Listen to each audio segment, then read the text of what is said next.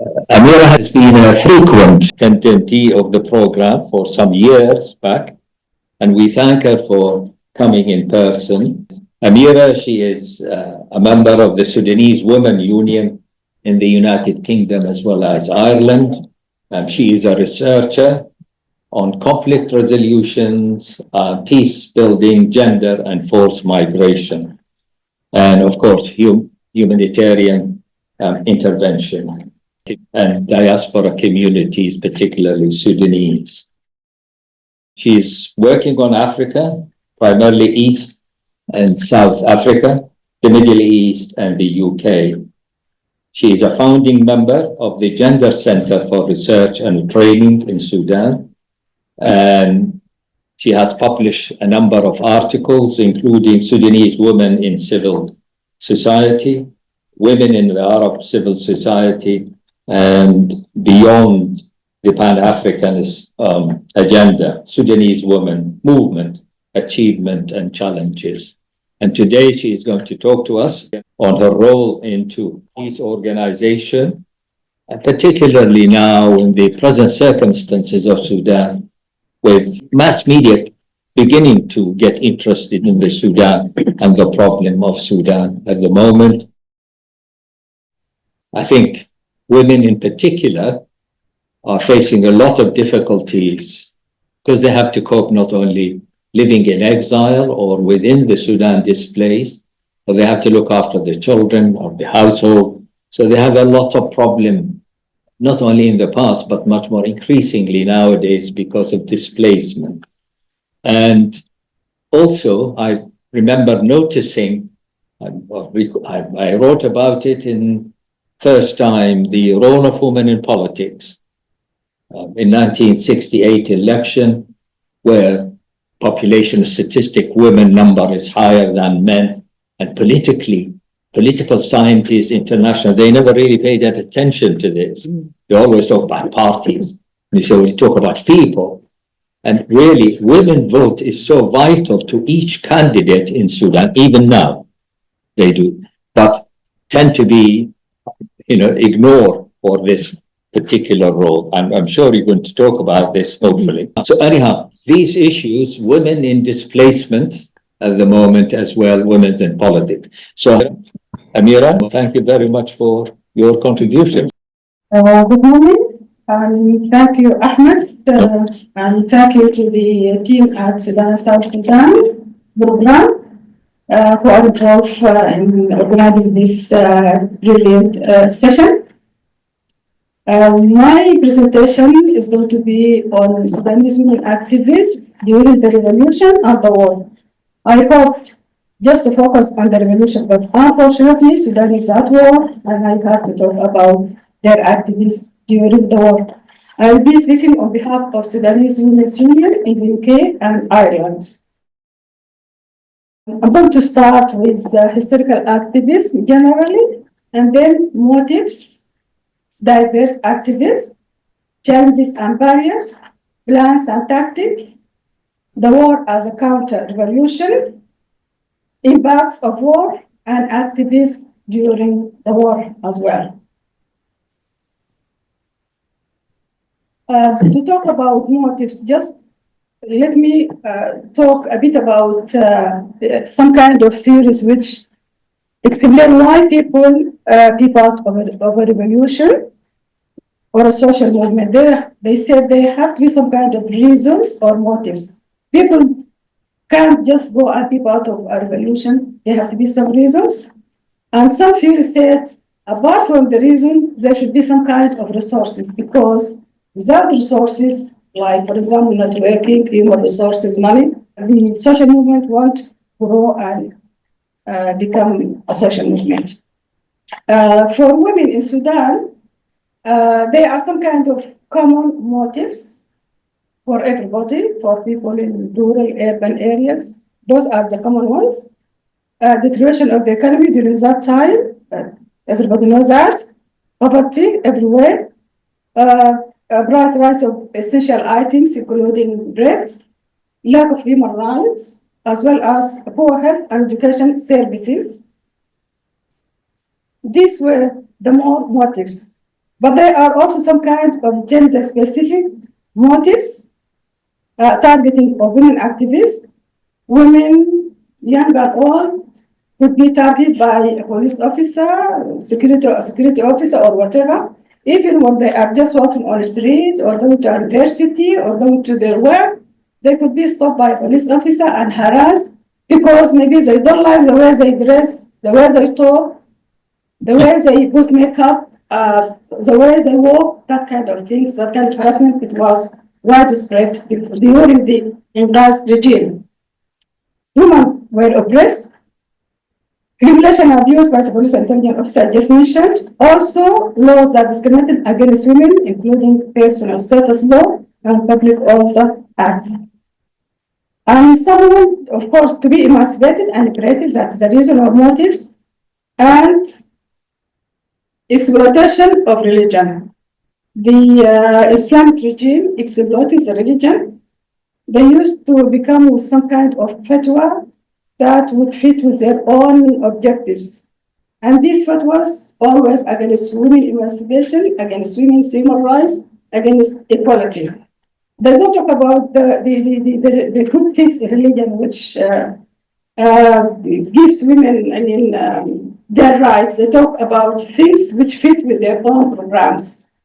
And there, of course, so many other motives. Maybe you could add to this one. And just to erase the discussion, and you can add your own views on this one. There is also personal motives. There are someone who were not a politician because they have their own grievances. Like, for example, a woman told me that she never protested, she never been on the street, she not a politician, but she wanted to do her own things, like to get papers from some kind of government department, but they keep telling her, come tomorrow, we can't do it today, that kind of stuff. She wasn't able to, she said to me, she wasn't able to exercise her right as a citizenship to get her own things, birth certificate, papers, because she wanted to join her husband in Saudi Arabia. And said she fed up, and she said to me, I ended up on the street protesting against all those kind of things.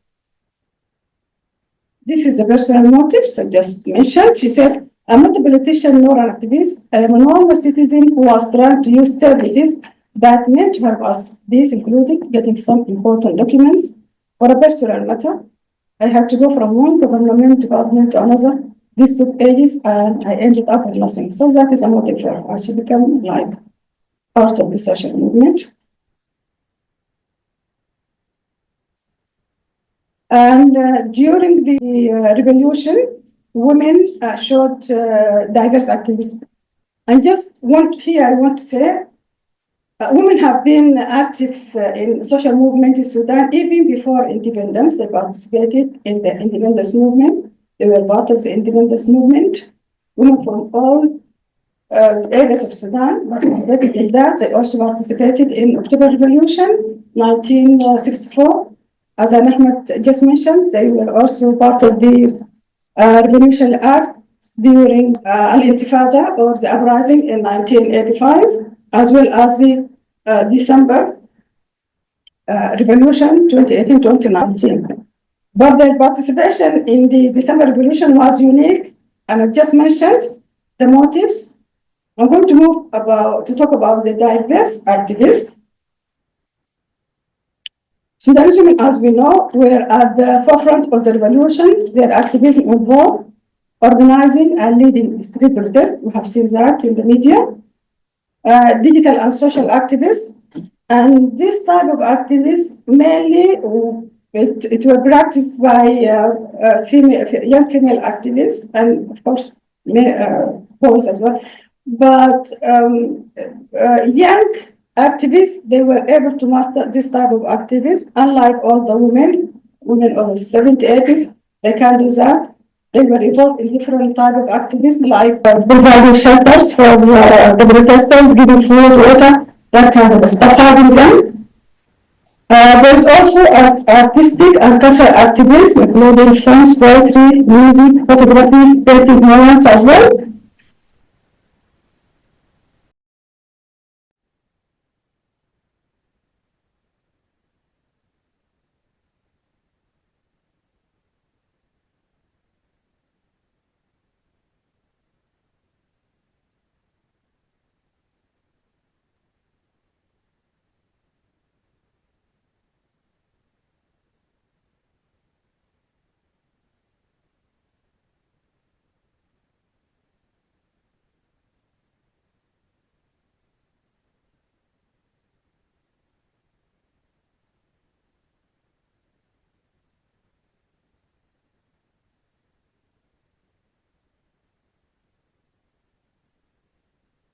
This shows us that kind of activists by young women. They were on the street leading demonstrations. They also they were leading neighborhood resistance committees. They were there with men as well. They have done some kind of grassroots and community activities, including awareness raising campaigns. They talk to women, they talk to women at the neighborhood and beyond their own neighborhoods. There is also what I call activists by profession. Like teachers were doing some kind of teaching. Nurses were there, particularly at the city, in front of headquarters and other areas. Lawyers were there giving their free services and so on. Networking and coordinating the revolution actions between different neighborhoods, different groups, different grassroots organizations. And of course, there are so many iconic women during the revolution. This is one of them. If you could remember this woman who was quoting a tear gas shell before it exploded and became one of the icons of the revolution. She is a so brave woman to do that kind of things. And just this photo of some women, they're holding a placard. That's Revolution December in Umbadda, a neighborhood in Omdurman or Khartoum. It says, what they're holding says, I'm just translating, beautiful, free, perfect, respectable, love, brave, great, and inspiring, strong.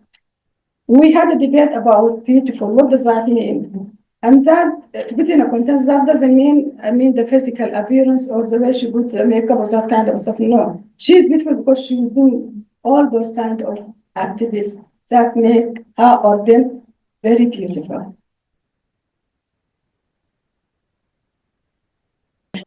Right, I think I've got a slide here. There is a slide missing which show ovulating.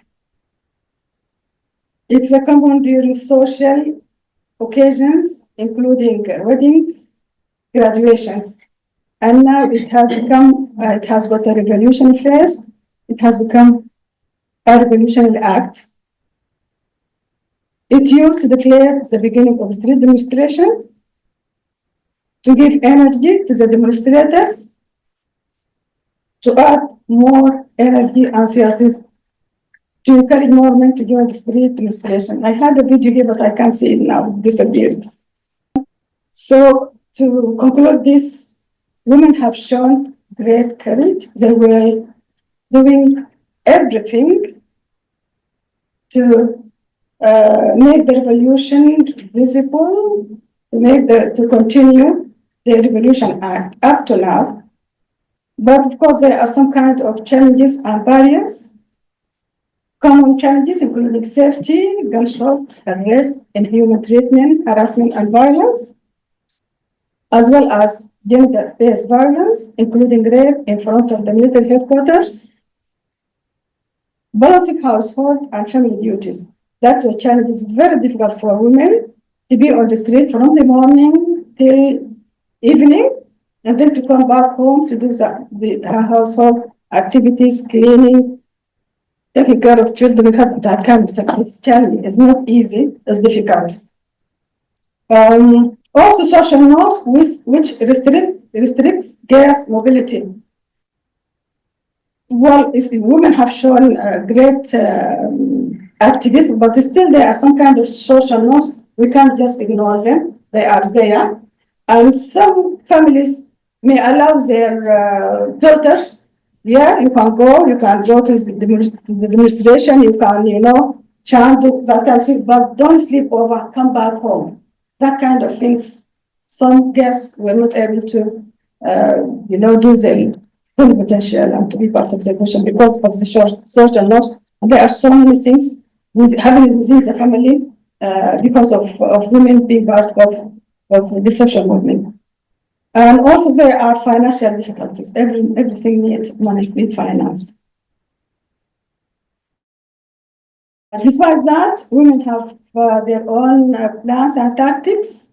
The first things and the most important things is the peaceful resistance to the former regime that was using tactic despite the brutal crackdown of the protesters and use of live ammunition, arrest, and torture.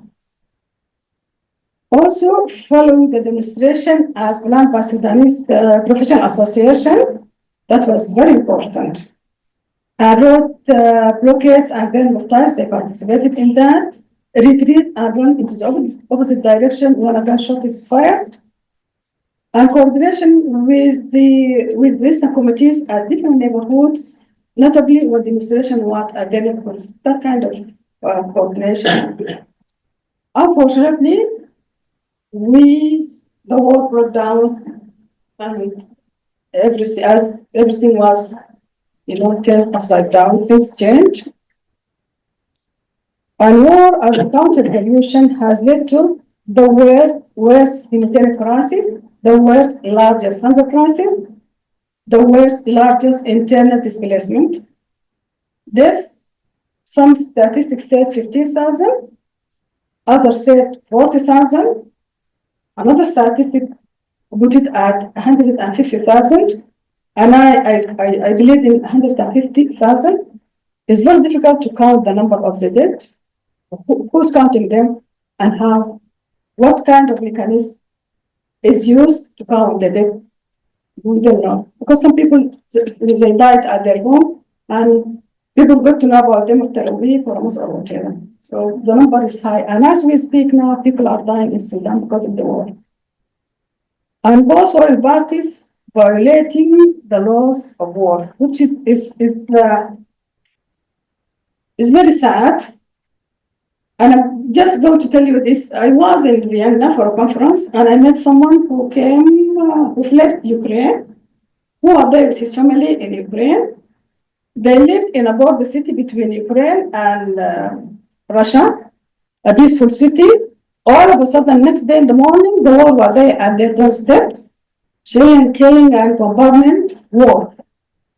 And of course, they were horrified, frightened, but they start contacting international organizations, including the Red Cross, if I remember well.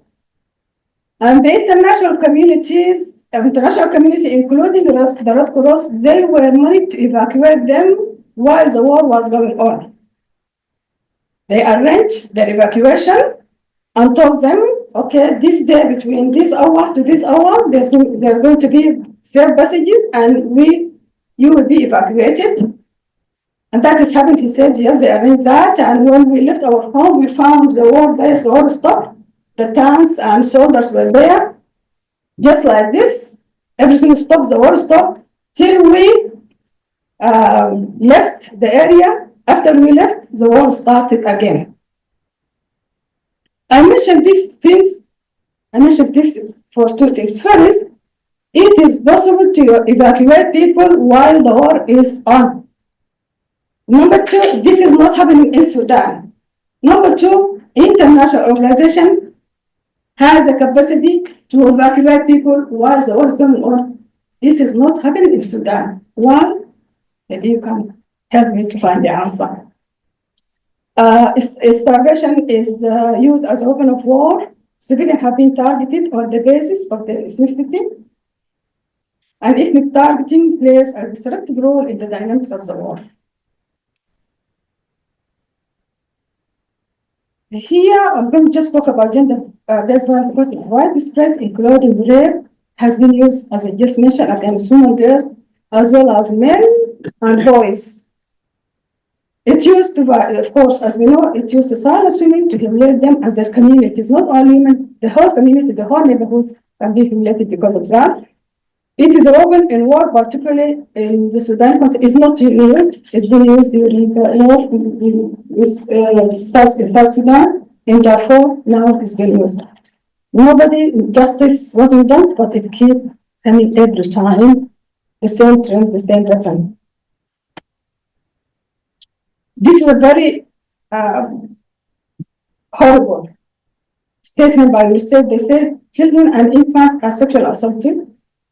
UNICEF reported 221 cases of rape against children, what's going on. Other statistics, 564 cases, actual number might not be known.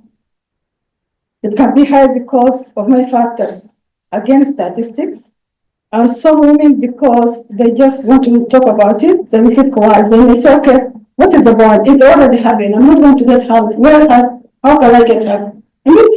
I mean, we see many organizations saying that we're providing this kind of protocol, this kind of, but are they able to reach the affected population? Those who were sexually assaulted? It's difficult. It's very difficult. Maybe a few of them were able to get help, but I believe the majority were not getting the help. There is modern slavery. Women and girls, boys, they were abducted and forced to work at home for the soldiers to wash their clothes, to cook for them, and that kind of domestic servitude. Disruption of education for millions of young people. Despite that, the war has received little international attention and it is known as a forgotten war. I don't know what should happen till it becomes not a forgotten war. Despite that, women have shown activism during the war. I'm just going to mention maybe 2 or 3 examples. Humanitarian assistance. The first image shows humanitarian assistance, women and men. That is in a town called Al-Dalaj in Western Sudan. The second photo, it's fundraising in the town Al-Bara in North Sudan. And it says strong, capable of confrontation, that placard. This is by Sudanese Women Activism in Al-Bara, yes. So women are trying to do their best to be active, to show activism during the war. They also participated in emergency committee, also provided assistance, humanitarian assistance as well. Street demonstrations, well, people are starting going to street and demonstrate. This is a demonstration in Khartoum. It's December 2024, not 2025. They are resilient, campaigning, advocating for freedom, peace, and justice. They haven't forgot that kind of stuff. Yes, peace, freedom, and justice. Awareness raising about violence and human rights abuses associated with the war. Despite that, women were excluded from the formal peace negotiations. However, they are involved in grassroots movement activism. They have tried to provide support to gender-based violence, and BBC reported an organization called She Leads, which tried to help women.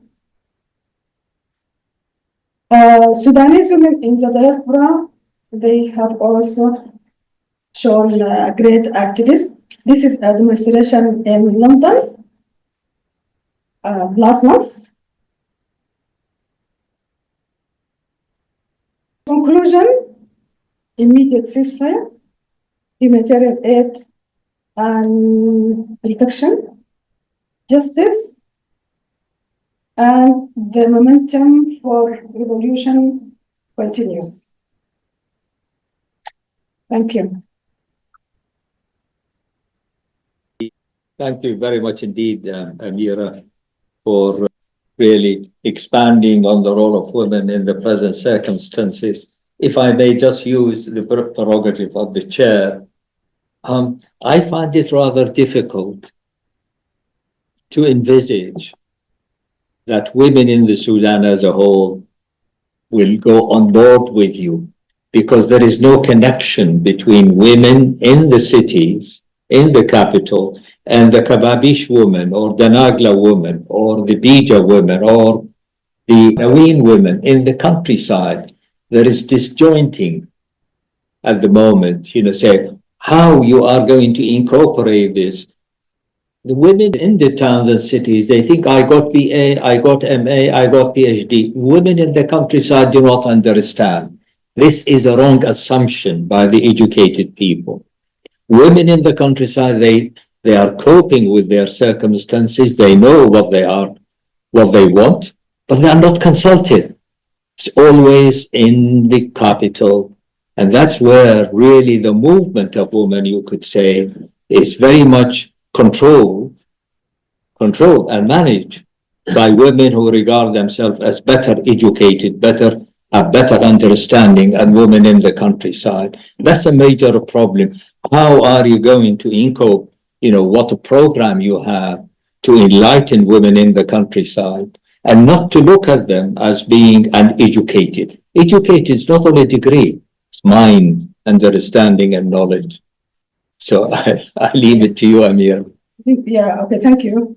Dr. Ahmed, I think this is very important issue. And yes, there is a kind of problem in that perspective, the marginalization of the peripheries in Sudan, and everything in the center is the capital. But if you look at this revolution, it started from the periphery. Afar, and other people argue it's from Al-Damazin, which is it's for the first time that the revolution started from there. The previous government, yes, they are trying to build that kind of wall between people in the center and people in the peripheries, including women. If you look at the development programs, everything in Khartoum, the internet, everything rosy is in Khartoum, but the other areas were forgotten. That's why we had war in South Sudan before, war in Darfur. Western Sudan, they have got their own militia now. People in marginalized areas, they are trying to get their right by waging war or that kind of stuff. But we believe that, yes, it used to be like that, but now I think there is some kind of women's movement. I believe they understand that they need to go outside of the center and to build that kind of bridge between women in peripheral areas, and that's what's happening. We have got a very strong women movement in Darfur, in Eastern Sudan and South Sudan as well. I believe we learn from them. We need to communicate with them. We learn from them. They learn from us. Being educated doesn't mean that you know everything. People there, they learn from their own experience. They have great experience and they have participated. And if you look at what slogan and shout, women shouted, "We are all Darfur," meaning that we are connected by so many things, including marginalization of women everywhere.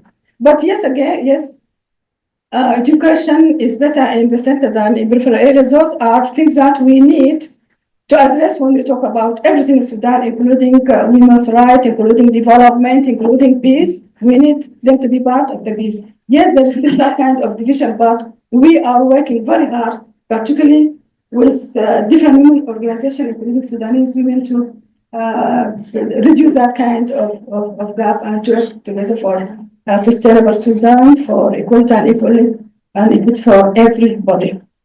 Thank you very much indeed. But let's put your hands to Amira. Thank you very much. Thank you.